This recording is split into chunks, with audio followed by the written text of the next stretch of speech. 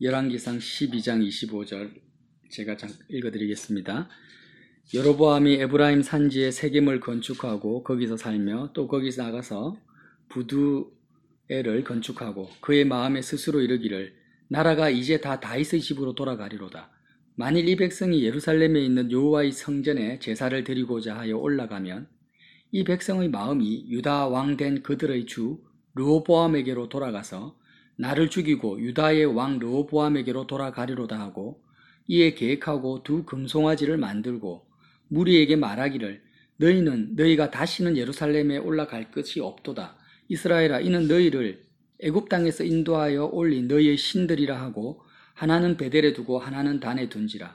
이 일이 죄가 되었으니 이는 백성들이 단까지 가서 그 하나에게 경배함이더라. 그가 또 산당들을 짓고 레위 자손 아닌 보통 백성으로 제사장을 삼고 여섯째 달 곧 그 달 15째 날에 절기를 정하여 유다의 절기와 비슷하게 하고 제단에 올라가되 베델에서 그와 같이 행하여 그가 만든 송아지에게 제사를 드렸으며 그가 지은 산당의 제사장을 베델에 세웠더라. 그가 자기 마음대로 정한 달 곧 8째 달 15째 날로 이스라엘 자손을 위하여 절기로 정하고 베델에 쌓은 제단에 올라가서 분향하였더라. 예, 아멘. 르호보암이라는 북이스라엘 왕이 행한 행적이 나오죠. 다윗 왕국이 세워지고 다윗의 아들 솔로몬이 이제 이스라엘의 가장 큰 전성기를 이룹니다.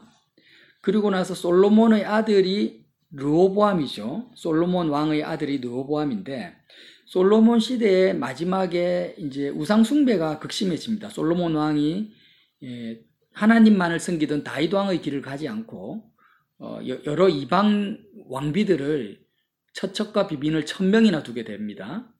그래서 이 우상 숭배에 빠지게 되니까 하나님께서 르호보암 왕 시대, 솔로몬의 아들의 왕 시대에서 나라를 갈라버립니다. 북이스라엘과 남유다로 우리나라 같으면 북한과 남한 이렇게 갈라지듯이 두 나라로 갈라지는데 여로보암이라는 사람을 북이스라엘의 왕으로 세워두고 남쪽에는 솔로몬의 아들 유다지파 르호보암 왕이 이제 통치를 하게 되죠. 그런데 이스라엘 백성에게 있어서 가장 중요한 것은 뭡니까?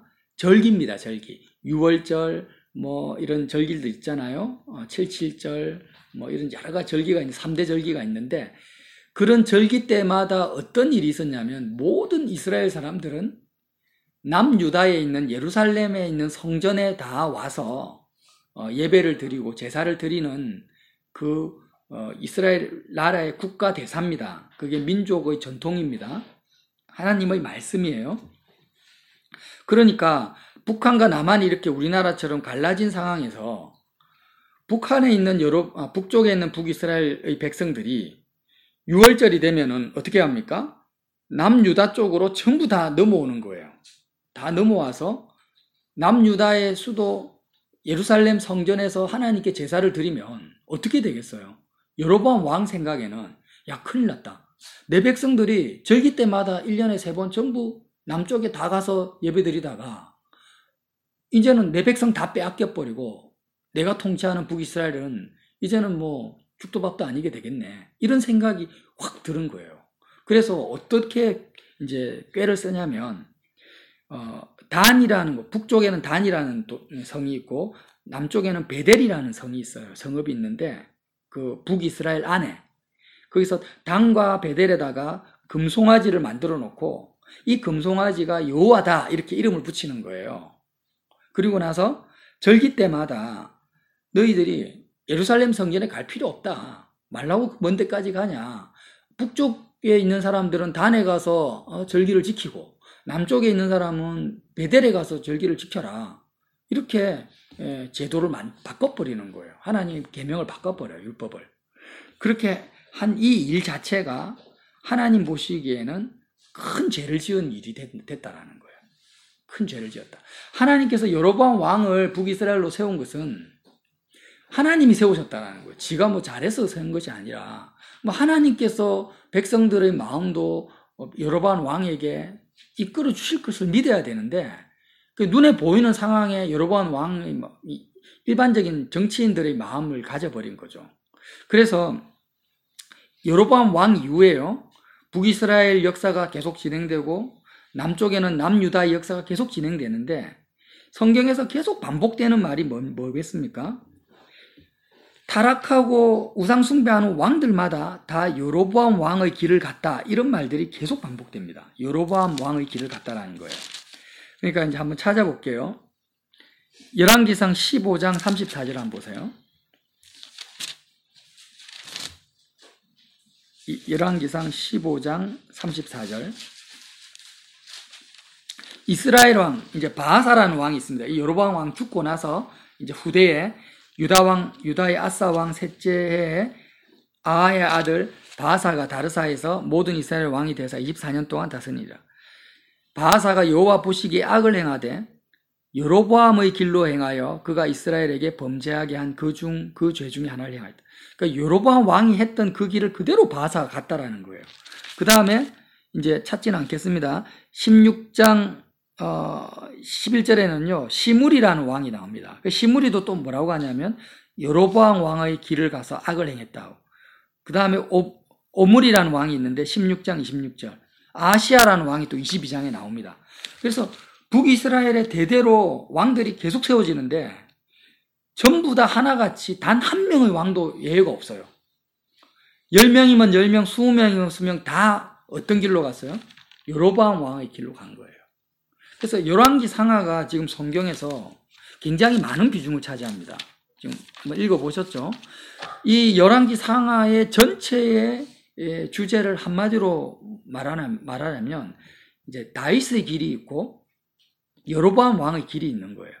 그 중에서 왕들이 열왕이라는 것은 왕들 여러 가지 왕들의 그 이야기잖아요. 그 왕들이 어느 길로 갔냐를 설명하는 내용들이 열왕기 상하입니다. 그래서 다 여로보암 왕의 길을 갔고 그 중에 아주 히스기야 왕이라든지 아주 몇몇 아주 작은 소수의 3-4명의 왕 외에는 다윗의 길을 가지 못했어요. 전부 여로보암 왕의 길을 갔다라는 거예요. 자, 그러면 하나님께서 이렇게 많은 성경의 이스라엘의 실질 역사를 가지고 우리에게 지금 교훈을 주시는데 여로보암 왕의 길이 뭐냐라는 겁니다. 도대체 그것을 제대로 이렇게 명확하게 설명해 주는 목사님들이 사실 저는 많이 만나보지를 못했어요. 근데 이제 없는 게 아니고 있습니다. 근데 좀 더 오늘 구체적으로 이 내용을 알아야 된다. 왜 그러냐면 왕들뿐만이 아닙니다. 우리를 뭐라고 했습니까? 하나님이 너희를 왕 같은 제사장으로 세우셨다 했기 때문에 우리가 하나님의 자녀로서 우리가 다윗의 길을 가야 될지 여로보암 왕의 길을 가야 될지를 우리도 선택을 해야 된다라는 거죠. 그럼 선택을 하려면 도대체 이게 어떤 길인지를 알아야 선택을 할 거 아닙니까? 자, 베델의 단을 세웠어요.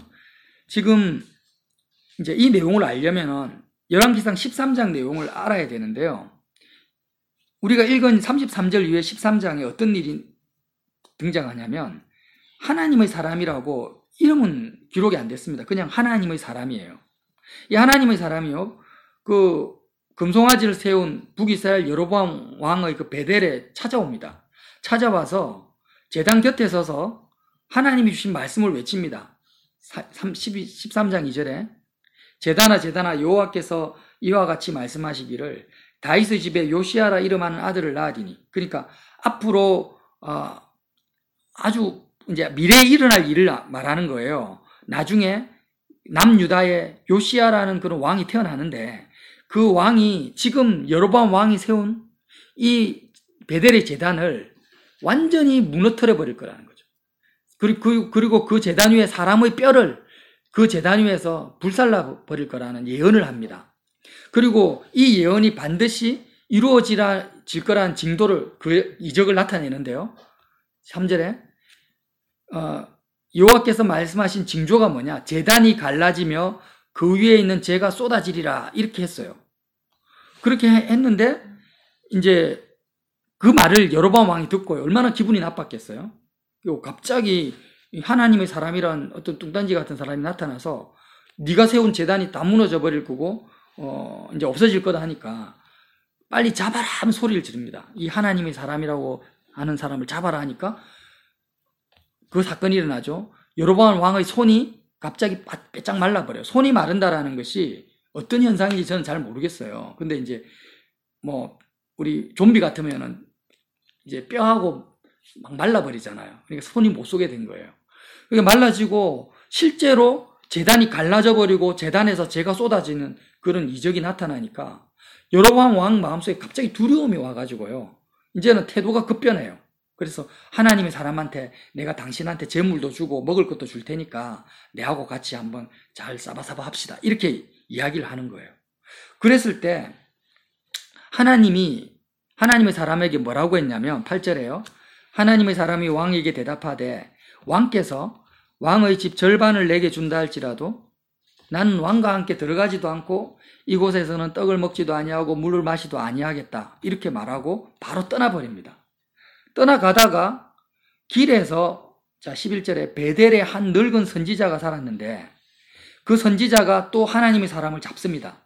잡아서 우리 집에 들어가서 밥도 먹고 교제하자 이러니까 나 못 들어간다 이렇게 이야기를 했어요. 그런데 이 선지자가 뭐라고 했냐면 13장 18절에 말합니다. 그가 그 사람에게 이르되 나도 그대와 같은 선지자라. 나도 하나님의 음성을 듣는 자라 이거예요.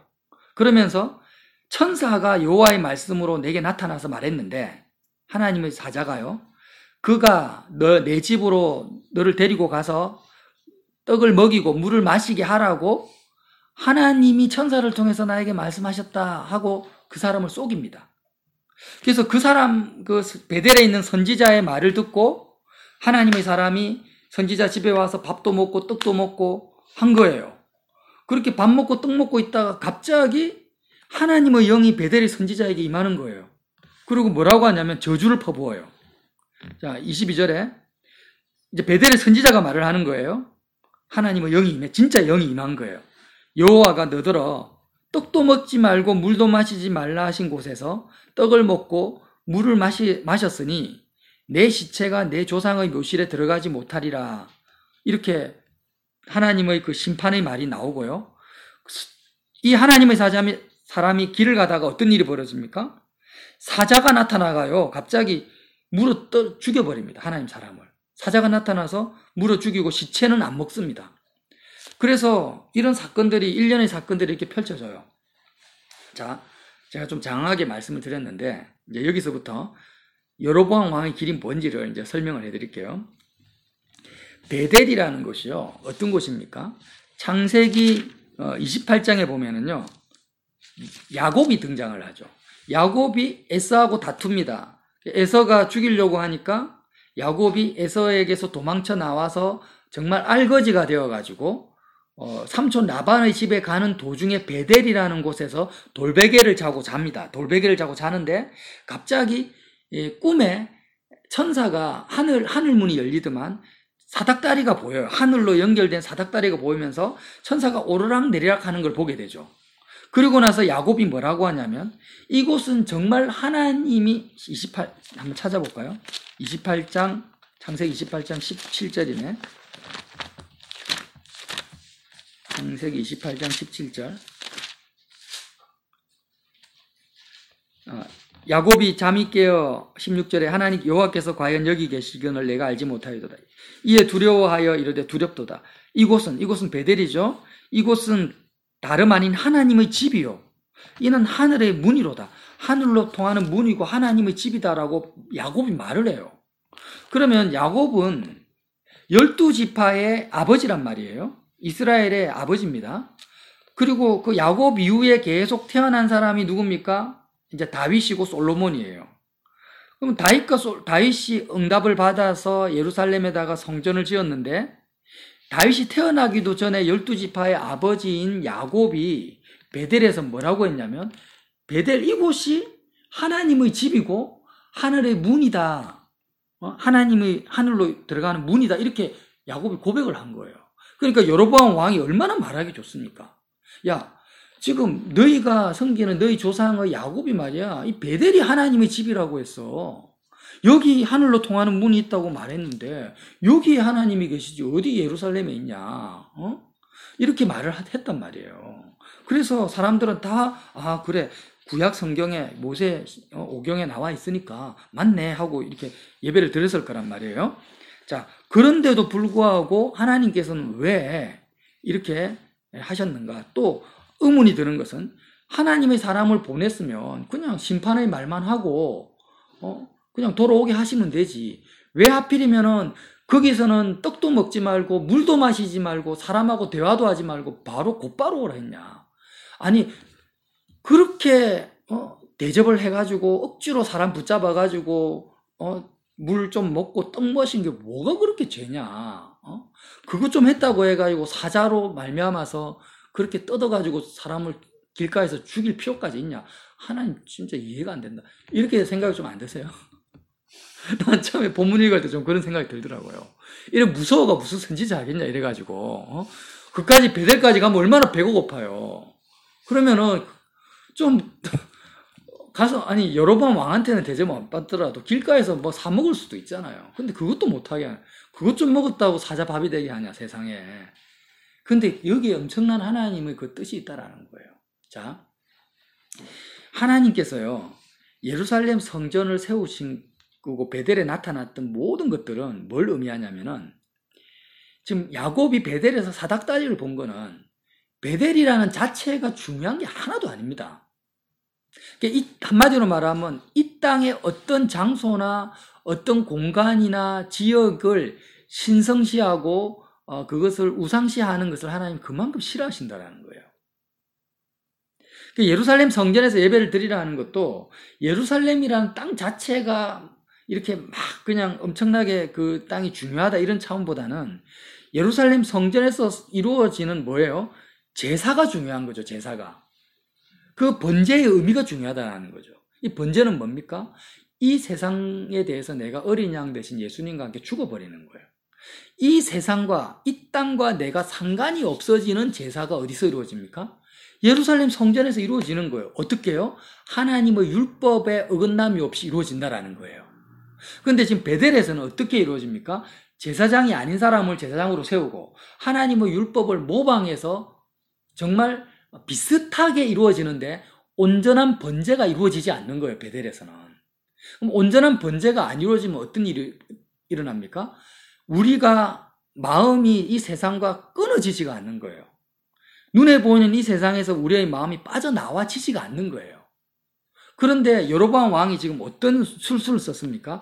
자기 자신의 권력과 정치적인 생명을 유지하기 위해서 사람들에게 속이는 것입니다. 이 베델이 거룩한 곳이다. 베델을 떠나지 마라 하면서 사람들의 마음과 생각을 어디에 묶습니까? 베델에 묶어버리는 거예요. 영적으로 베델에 묶어버리고 베델에 묶는 그것을 묶는 방법, 그러니까 사람들의 마음이 베델이라는 이 땅의 하나의 지역에 묶는 방법으로 택한 것이 뭐냐면은 번제와 율법과 제사장과 여러 가지 선지자들의 그 이적과 기사까지 활용한다라는 거예요. 이해가 되십니까? 이게 굉장히 중요한 내용이에요. 예를 들면 지금 이 시대에 적용을 하면은요, 만약에 이제 우리가 이렇게 가정교회지만 하나님 예를 들어서 막 성령의 역사를 막 나타냈어요. 막 죽은 자가 살아나고 여기 성령이 강하게 역사해가지고 이적과 기사가 나타나고 많은 사람이 이렇게 몰려왔다고 쳐요. 그러면 다른 데서 귀신이 쫓겨나가는 게 아니라 이 장소에서 귀신이 쫓겨나가고 이 장소에서 하나님의 기적이 나타나면은 사람들은 다 어떻게 합니까? 옛날에 할렐루야 그 기도원에서 나는 물 사러 왔잖아요. 그죠? 지금 천주교에서 하는 게 다 마찬가지예요. 그 성인들 있잖아요. 죽은 해골 뼈 같은 거 가지고 그걸 가지고 신성시 하잖아요. 성인들이 태어난 장소를 교회에 세우고 또 성인들이 죽은 장소에 교회 세우고 예수님이 어떤 간 장소 무슨 기념교회 세우고 성지순례 한번 가보세요. 지금 그렇게 하는 의도 자체가 뭐 제가 다 나쁘다라고 말하는 건 아닌데 여기서 하나님이 너무 싫어하시고 가증히 여기시는 게 뭐냐면 그런 성인들의 뼈라든지 아니면은 그 장소, 기적과 이적이 나타난 장소라든지 아니면 하나님 지금 말하면 우리 지금 교회 있잖아요. 이런 예배당, 교회가 아니고 예배당. 이런 장소, 눈에 보이는 이 땅의 어떤 장소를 신성시해서 거기 장소의 사람들의 마음을 붙잡아 놓는다라는 거예요. 하나님께서 6월절이나 절기 때마다 예루살렘 성에 가서 번제를 드리라고 하는 것은 선택된 하나님의 백성들의 마음은 이 세상에 있어서는 안 된다라는 거거든요. 이 세상에 너희들의 마음은 있으면 안 되고 내가 있는 하늘의 구름 위로 마음이 올라와라. 하늘에 계신 아버지의 너희들은 자녀니까 너희들의 처소는 이 땅이 아니라 영원한 하늘나라가 너희들의 처소고 너희의 마음이 있어야 될 장소라는 것을 가르쳐 주시기 위해서 6월절에 예루살렘 성전으로 오게 하시고 그렇게 되게 하는 역사가 뭡니까? 번제라는 겁니다. 제사예요, 제사. 그게 절기의 의미라는 거예요. 그게 장막절 같은 경우는 어떻게 합니까? 광야에서 초막절 같으면은 이렇게 초막을 지어가지고 거기서 잠을 잔단 말이에요. 그러니까 초막을 짓는다는 것은 이 세상의 초소는 이 초막이야. 잠시 있다가 떠나는 장막이야. 그걸 기억하라고 이제 어린아이들 교통교육 시키듯이, 그렇게 초막을 지어서 그게 잠을 자게 하는 행사를 한단 말이에요. 그게 다 절기의 의미고 성전 제사의 의미인데 이 여로보암 왕이 어떻게 하냐면 이 베델이라는 영적인 의미를 가지고 있는 그 장소 또 놀라운 역사가 나타났잖아요. 야곱을 통해서 거기에다가 제단을 쌓고 막 제사를 드리고 하면서 그 장소를 신성시하고 사람들의 마음을 단과 베델에 묶어버린다라는 거예요. 자, 그러면은 아까 제가 말씀드렸죠. 만약 우리 교회에서 그런 이적과 기사와 예언과 막 꿈과 환상과 놀라운 이적이 나타났는데 사람들은 몰려들 겁니다. 소문을 듣고 거기에 참 하나님 역사가 나타났다. 거기에 은혜가 임하더라 하고 막 구름같이 몰려들었다고 생각해요. 그리고 나서 제가 이렇게 설교를 하는 거예요. 여러분, 이 쉼터교회가 얼마나 하나님의 역사가 나타나는지 압니까? 여기에 하나님의 역사가 있어요. 이곳을 사모하십시오. 이곳을. 말이 맞는 것 같죠? 여기 하나님의 역사가 나타나니까 이곳에 와서 기도를 하면 기도가 잘 됩니다. 여기에서 잠을 주무시고 여기서 교제하시고 여러분이 직장에 있든지 가정에 있든지 어디 있든지 간에 교회를 생각하십시오. 그 하늘에 있는 교회 말고 이렇게 말을 한단 말이에요. 여러분, 즉 대부분의 목사님들이 이렇게 말을 하고 삽니다. 그런데요, 성경은 뭐라고 말합니까? 그게 뭐예요? 여로보암 왕의 길이라는 거예요. 여러분, 기가 막히죠? 기가 막혀요. 이게 어느 정도로 싫어하냐? 하나님께서 하나님이 사람을 보내가지고 그 제단을 다 무너뜨리고 제단이 갈라지고 사람의 뼈를 그 위에 태우겠다라는 거예요. 그건 완전히 그 제단을 하나님이 죽은 시체라는 것은 시체는 부정한 것의 대명사거든요. 그러니까 가장 하나님이 가정히 여기시고 부정하게 생각하는 장소로 만들어버리겠다라는 거예요. 그리고 거기에서는요, 물도 먹지 말고 물도 마시지 말고 떡도 먹지 말고 뒤도 돌아보지 말고 오라는 겁니다. 그런데 베델의 선지자가 나타나서 길에서 잡는 거예요. 잡아가지고 하나님의 천사가 나타났다. 천사가 나타나서 하나님이 말씀하시기를 당신이 여기서 떡도 먹고 물도 마시라고 했다. 라고 이야기를 한 거예요. 그 말을 듣고 거기에 머무르게 됩니다. 근데 그 사건을 하나님이 어떻게 합니까? 사자를 보내가지고 찢어 죽이게 말해요. 이게요, 정말 우리는 그래요. 죄 가운데서 죄의식을 가지는 죄들이 있어요. 뭐 사기치고 두드려 패고 도둑질하는 건 죄의식이 있잖아요. 근데 제일 무서운 죄가 뭔지 아십니까? 죄의식이 전혀 느껴지지 않는 죄가 있는 거예요. 죄의식이 느껴지는 게 아니라요, 오히려 성령이 임하는 것 같아요. 꿈을 가져라, 비전을 가져라, 주님을 위해서 이런 일을 하자, 우리가 위대한 하나님의 교회를 세우자 하면은 그건 죄의식을 가지지 않고 어떻게 해요? 하나님이 기뻐하시는 것이고 하나님이 즐거워하시는 거라고 믿어버린다라는 거예요. 그리고 거기에 동참하는 것을 기쁨으로 평강 가운데서 합니다. 뭐가 없으면요, 진리의 말씀이 없으면. 그게 여로보암 왕의 길인 걸 모르는 거예요. 한번 생각해 보세요. 지금 이스라엘 왕들은요, 최소한 하나님이 세우신 왕들이에요. 이스라엘 왕들은 그냥 태어난 사람들이 아니에요. 기름 부음을 받습니다. 미국 대통령이 되면 성경책 위에 손을 얹고 선서를 하지 않습니까? 이건 아무것도 아니에요. 이스라엘 왕들은 선지자들과 제사장들이 와가지고 축복 기도를 하고 그냥 하나님을 섬기는 대표적인 왕으로 그냥 아예 세워버리는 거예요. 거기는 우리로 말하면 종교와 정치는 분리가 될 수가 없는 겁니다. 그런 이스라엘 왕들이요, 단 한 명도 죄 없이 전부 여로보암 왕의 길에서 떠난 적이 없는 거예요. 그래서 결국 멸망하게 되는 거예요. 그러면 한번 보세요. 교회에서 보면 이 교회 예배당 조직으로 본다면 예배당 조직의 왕이 누구겠습니까? 물론 예수님인데 눈에 보이는 왕이 당연히 목사님이죠. 당회장 목사님이에요. 그러면 당회장 목사님들이 길을 가야 돼요. 다윗의 길을 가든지 여로보암 왕의 길을 가는데 그 당회장 목사님들이 과연 여로보암 왕의 길을 이 뭔지를 아냐고 도대체. 다윗의 길이 뭔지 아냐고요. 그러면 다윗의 길을 한번 볼까요? 우리가 시편을 요즘에 묵상하고 있는데 시편 중에 다윗의 시편이 어떤 시편이 있냐면 성전에 올라가는 노래라는 게 있습니다. 다윗의 시 중에. 그게 한두 편이 아닙니다. 최소한 4편 이상이에요. 그러니까 성전에 올라가는 노래. 성전에 올라가면서 다윗이 노래를 부르는 거예요. 근데 가만히 생각해 보세요. 다윗이 지은 성전에 올라가는 노래를 지었을 때 성전이 있었습니까? 성전이 없었어요. 다윗 시대에는요, 성전이 없었어요. 거기는 성막이 있었죠. 장막이 있었어요. 다윗 장막이에요. 성전은 다윗이 죽고 나서 다윗의 아들 솔로몬이 성전을 완공합니다. 근데 어떻게 다윗이 성전에 올라가는 노래를 시편을 그렇게 여러 편을 지었겠습니까?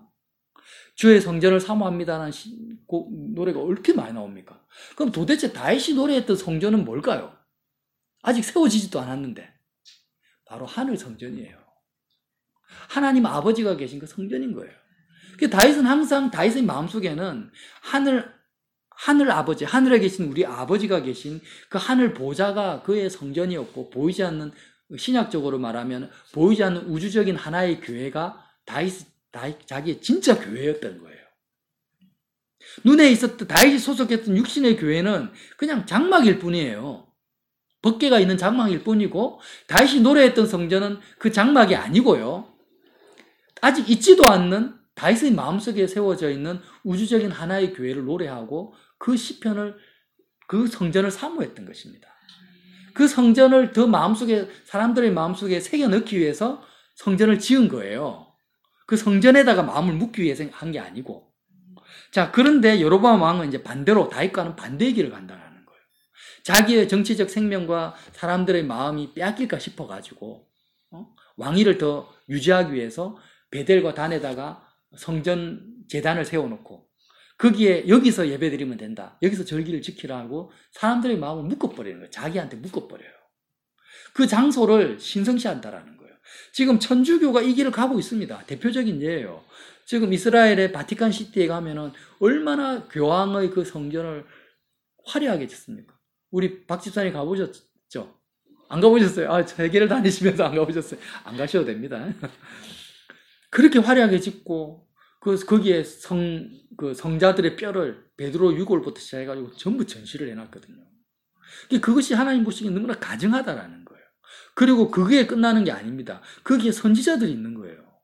거기에서 우리로 말하면 성령의 역사가 나타나고 꿈과 환상이 있고 예언이 있고 또 뭐가 있습니까? 선지자가 있어가지고 오늘 말한 것처럼 베델의 선지자가 여기 천사가 있다. 천사가 응답했다. 이런 말들을 하는데 하나님이 뭐라고 합니까? 그 말을 듣지도 말고 뒤도 돌아보지 말고 머물지도 말고 떡도 먹지 말고 물도 마시지 말고 거기서 바로 빠져나오라. 되돌아가지 말라는 것입니다. 뒤도 돌아보지 말라는 거예요. 왜냐? 이것은 소돔과 고모라보다 더한 곳이라는 거예요. 이것은 소돔과 고모라보다 더해요. 여러분 이 여로보암의 길에서요. 잘 모르시겠지만 저는 체험을 너무나 많이 했기 때문에 이 미혹과 이 길에서 벗어나지 못합니다. 대부분의 성령의 역사가 처음에 베델도 역사가 나타났죠. 야곱이요. 사닥다리를 보고 여기 하나님의 집이라고 고백을 했어요. 근데 하나님께서는 그러면 진짜 그게 하나님의 집 같으면은요. 야곱을 베델에다가 어떻게 해요? 거기서 자손을 낳게 하지 왜 애굽으로 하나님 보내십니까? 애굽을 왜 보내십니까? 그러니까 야곱의 일생의 죽음은 베델에서 죽은 게 아닌 거예요. 그죠? 애굽에서 죽습니다. 그리고 야곱의 유고를 나중에 요셉이 이제 가나안 땅에 묻는 거죠. 그러니까 결국에는 성경 전체를 봤을 때 요한계시록에 등장한 아시아 7교회, 라오디게아 교회라든지 에베소 교회, 이 모든 교회들이 얼마나 성령의 놀라운 역사와 이적과 기사가 나타났겠어요. 그러면 한번 물어보죠. 그렇게 성령의 역사가 나타났던 아시아 7교회가 지금 있습니까? 한 교회도 없습니다. 한 교회도 없어요. 우리나라 같으면 평양의 장대현 교회, 평양의 붕의 역사가 나타났잖아요. 근데 그 집 평양 땅이 어떻게 됐어요? 완전히 빨갱이가 돼버렸잖아요, 지금. 김일성 동상이 세워져 세상에서 가장 우상 숭배하는 땅이 돼버렸다. 동방의 예루살렘이 평양이었단 말이에요. 그걸 회복하자고 막 기도를 하는데, 그 기도의 의도와 중심을 나쁘다고 말하고 싶진 않아요. 하지만 그 중심이 여로보암 왕의 길이 된다면 그건 진짜 기가 막힌 일이 된다. 평양을 회복해서 어떻게 됐다는 거예요. 다시 그거를 성시화 운동을 한다? 그러니까 이게 정말 종이 한 장 차이인데요. 사람들이, 특히 믿는 분들이 여로보암 왕의 길이 어떤 길이고 하나님의 의도와 중심이 뭔지를 모르게 되면은 주님의 이름을 가지고 정말 끔찍한 일들을 저지르게 된다. 특히 누가요? 왕들이 그래요. 왕들이 누구예요? 종교 지도자들이, 목사님들이, 선교사님들이 그렇게 한다라는 거예요. 장로님들이. 제가 그렇게 살아왔었고. 그런데 성경을 알고 보니까, 십자가의 복음을 알고 보니까 정말 이 여로보암 왕의 길이요, 모든 사람이 다 이 길을 가고 있는 거예요. 십자가의 길을 안 가는 사람 다 가요. 예를 들면 가정을, 이제 청년들이 결혼을 하잖아요. 결혼해서 어떤 가정을 이루고자 합니까? 행복한 가정을 이루고자 해요. 행복한 가정을 이루어서 뭐 하겠다라는 거예요. 그 가정에 내 마음을 두고자 하는 거예요. 그 가정 공간을 통해서 내가 기뻐하고 즐거워하고 만족하고, 하나님이 함께 하시는 믿음의 가정, 말은 맞는데 하나님이 함께 하시는 믿음의 가정은 어떤 가정이겠어요? 마음이 이 땅에 없는 가정이에요. 마음이 십자가를 통해서 오직 예수님께, 하늘에 계신 아버지께 마음이 있는 가정이 하나님의 가정이지, 좋은 집 짓고 멋진 그런 환경에서 자녀들하고 오순도순하게 마음을 이 땅에 다 묻어놓고 살기 위해서 하는 그런 행복한 가정, 믿음의 가정이 아니라는 겁니다. 그러니까 목사님들이 축복하고 자기 부모, 믿는 부모들이 자녀를 축복 기도할 때 믿음의 가정을 놓고, 복된 가정을 놓고 기도하는데, 참 기가 막히게도 여로보암 왕의 그 길을 기도를 하고 있는 거예요. 다윗 왕의 길을 기도하고 있는 게 아니라는 거예요. 교회도 마찬가지고, 가정도 마찬가지고, 직장도 마찬가지고, 다 마찬가지예요. 그래서 이 길을요, 하나님이 얼마나 싫어하십니까? 특별히 하나님을 빙자해서 하는 것을 너무나 싫어한다. 차라리 세상 사람들은 대놓고, 야, 우리가 세상에서 1등 기업 만들자, 명문 가문을 우리가 만들자, 이렇게 하는 거는 아예 세상적인 거니까 그렇다 쳐요. 근데 하나님의 이름을 걸어놓고 막 성령의 역사까지 끌어당기면서 꿈과 환상과 예언과 또 뭡니까? 천사가 응답했다라고 말하면서, 야, 여기에 너희의 마음을 둬라. 이곳이 하나님의 집이다. 여기에 하나님의 사닥다리가 있다. 이렇게 말을 하는 것은 너무나 이건 잘못됐다라는 거예요. 왜 그렇습니까? 그러면 예수님이 마태복음 28장에 너희는 가서 모든 족속으로 제자를 삼아 아버지, 아들과 성령의 세례를 주고 이렇게 지상 명령을 왜 하셨겠냐라는 거예요. 그냥 머물러 있으면서 그곳에 거룩한 곳이니까 다 끌어모아라 이렇게 하지. 왜 가라고 하겠습니까? 그러니까 하나님은요, 이 세상에 대해서는 어떤 장소도 신성시키거나 어떤 조직도 구별시키고자 하는 마음이 없다라는 거예요. 한 사람, 한 영혼만 만나면 무조건 사람 낚는 어부가 되어가지고 세상 바다에서 끄집어내서 하늘 계신 아버지께로 올려드리는 것 외에는 아무 관심이 없습니다. 그게 교회의 존재 목적이고 우리가 가야 될 다윗의 길이라는 거예요. 다윗이 위대한 점은 그가 왕위에 조금도 관심이 없다라는 거예요. 왕인데도 왕의 권한에 조금도 관심이 없고, 왕인데도 불구하고 그는 백성을 자기 사람으로 만들고자 하는 마음에 조금도 관심이 없고, 그걸 어떻게 했습니까? 자기 아들 압살롬이 대적해서 일어나니까 구테타가 일어난 거죠. 다윗은 그냥 도망가 버립니다. 그냥 자기가 있는 왕궁을요 다 버려다 놓고 그냥 혼자 도망가 버려요. 따라올 사람 오고 말 사람 말아 이거예요. 하나님께 다 맡겨버려요. 하나님이 또 다윗을 왕으로 세우시잖아요. 그러니까 다윗은 이 세상에 마음이 없는 거예요. 세상 사람들이 다 원하고 바라는 게 뭐냐면 그 대표격이 왕권이거든요. 왕권을 바랍니다. 근데 다윗은 그 왕권에 관심이 없어요. 그러니까 뭡니까? 그 길을 가라는 거죠. 그게 다윗의 길입니다. 저와 여러분이 이 여로보암 왕의 길이 얼마나 교묘하고 얼마나 하나님이 가증 여기고 여기에 대한 죄책감을 가져야 돼요. 우리가 이런 죄책감을 안 가진단 말이에요. 교육을 받지 못했으니까. 말씀을 듣지 못했으니까. 찔림도 없어요. 근데 이제는 이 말씀을 정직하게 우리가 보고 우리가 여로보암 왕의 길을 걸어왔었고 이제는 정말 다윗의 길로 가야 되는데 십자가의 길 외에는 다른 길이 없다. 날마다 죽고 주님과 함께 날마다 사는 것 외에는요. 우리는 계속해서 본능적으로 여로보암 왕의 길을 걸어요. 그러니까 예수님이 뭐라고 합니까? 너희가 귀신이 쫓겨나갈 때 기뻐하지 말고 너희 이름이 하늘에 기록된 것으로 기뻐해라. 귀신이 쫓겨나가는 것은 하나님의 놀라운 역사잖아요. 근데 그 역사가 나타난 장소, 역사가 나타난 사건에 마음을 두지 말고 하늘에 너희 이름이 기록되어 있으니까 이름이라는 것은 너희의 존재를 말하는 거예요. 너희 본질은 하늘에 있으니까 하늘에 속한 것을 기뻐하라는 것입니다.